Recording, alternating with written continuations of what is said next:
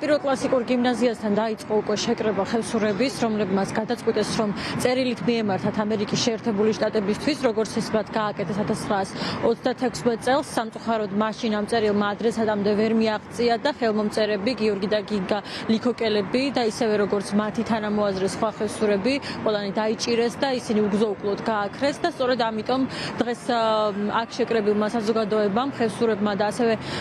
აქ არიან ისტორიკოსებიც, მათ გადაწყვიტეს, რომ დაეწერათ კვლავ მსგავსი შინაარსის წერილი, როდესაც მიმართავენ ამერიკის შეერთებულ შტატებს, რადგან მათ მიაჩნიათ, რომ დრო გავიდა, თუმცა დარჩა იგივე მტერი და დარჩა იგივე თანამოაზრე მოკავშირე, რომელსაც მათი დახმარება შეუძლიათ და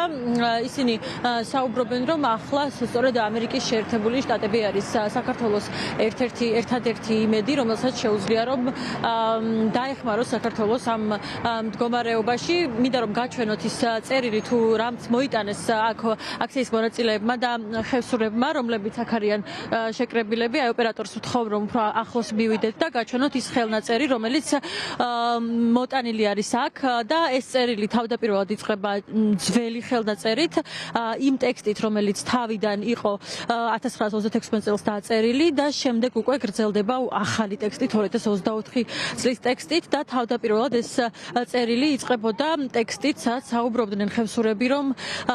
მიმართავდნენ ამერიკის შეერთებულ შტატებს, რომ ახლა სწორედ ერთადერთი იმედი არის ამერიკის შეერთებული შტატები და თუ ამერიკა ვერ დაეხმარება მათ, მათი მშველელი უკვე აღარავინ არ არის. შემდეგ კი უკვე გრძელდება თანამედროვე ტექსტი და ამ ტექსტის და კალიგრაფიის ავტორი, ხელნაწერის ავტორი არის კალიგრაფი ანა მჭედლიძე და ასევე აქ საუბარი არის იმაზეც, რომ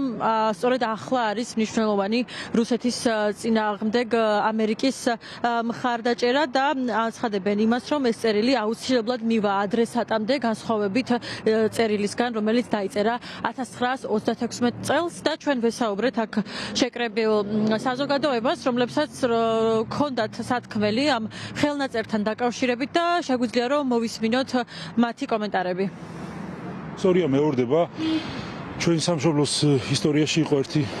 მნიშვნელოვანი ფურცელი, როდესაც ხევსურებმა მიწერეს წერილი ამერიკის შეერთებული შტატების პრეზიდენტს და სთხოვეს დახმარება რუსეთის იმპერიის წინააღმდეგ ბრძოლაში. სწორედ აი ეს დღეები დგას დღესაც საქართველოში, დღესაც ვიბრძვით ჩვენ რუსეთის იმპერიის წინააღმდეგ და დღესაც თითოეული ქართველი ერთიანდება და აწერს ხელს იმავე ტექსტს. ფაქტობრივად შინაარსი არ არის შეცვლილი, სამწუხაროდ ეს გვიწევს ისევ ბრძოლა ამ დიდ იმპერიასთან და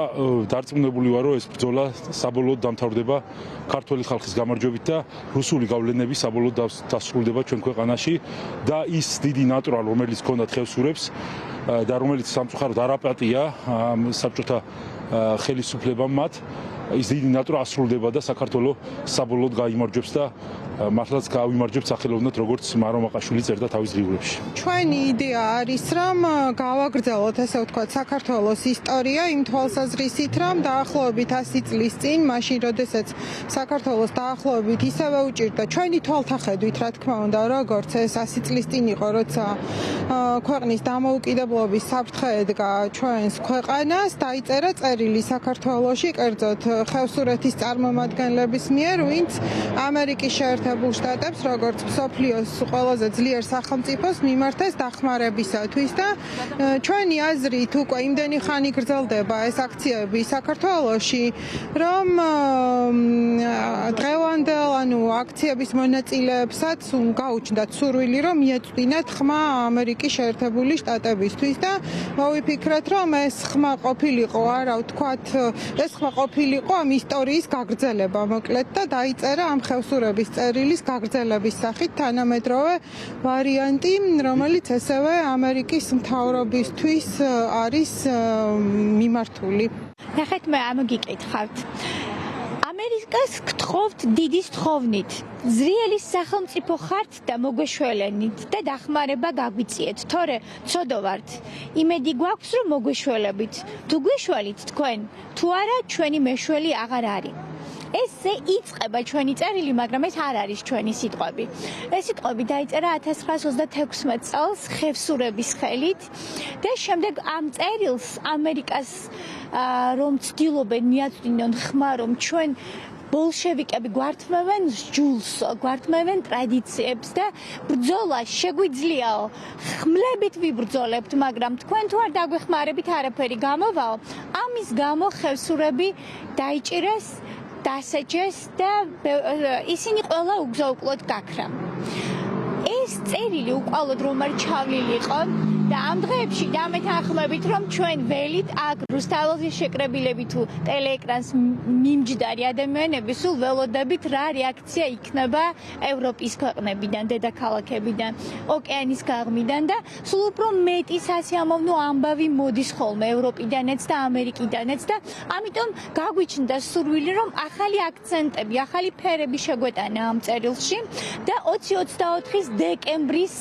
ასახვა მოგვეძებნა ამ წერილში და მიგვემართა, ვინაიდან დამეთანხმებით, რომ ჩვენ ისევ ის საფრთხეები გვაქვს, ჩვენ ისევ ის მტერი გვაქვს და ჩვენ ისევ იმ მეგობრებს მივმართავთ დახმარების თხოვნით. ქართული ხალხის მიერ სისხლითა და მსხვერპლით მოპოვებული დემოკრატია ახლა საფრთხეშია, სწორედ ასე წერია წერილში, რომელიც ხევსურებმა დღეს მოიტანეს და ამაზე საუბრობენ აქციის მონაწილეები დღეს. წერილში ასევე საუბარი არის იმაზე, რომ ამერიკის შეერთებულმა შტატებმა უნდა შეძლოს და დაეხმაროს საქართველოს დემოკრატიული და მშვიდობიანი ქვეყნის მშენებლობაში, დაეხმაროს საქართველოს, რომ ქვეყანა განვითარდეს დემოკრატიული გზით, ამავდროულად ქართულ ხალხს ჰქონდეს საშუალება, რომ დემოკრატიულად აირჩიონ საქართველოს ხელისუფლება და ისინი საუბრობენ იმაზე, რომ ამ მოთხოვნების შესახებ უკვე ერთი თვეა ქართული ხალხი საქართველოს პარლამენტის წინ საუბრობს და ადასტურებს ამ მოთხოვნების ერთგულებას და იმედს იქონიებენ იმას, რომ როგორც ეს წერილი, ასევე მათი მოთხოვნები ადრესატამდე მიაღწევს.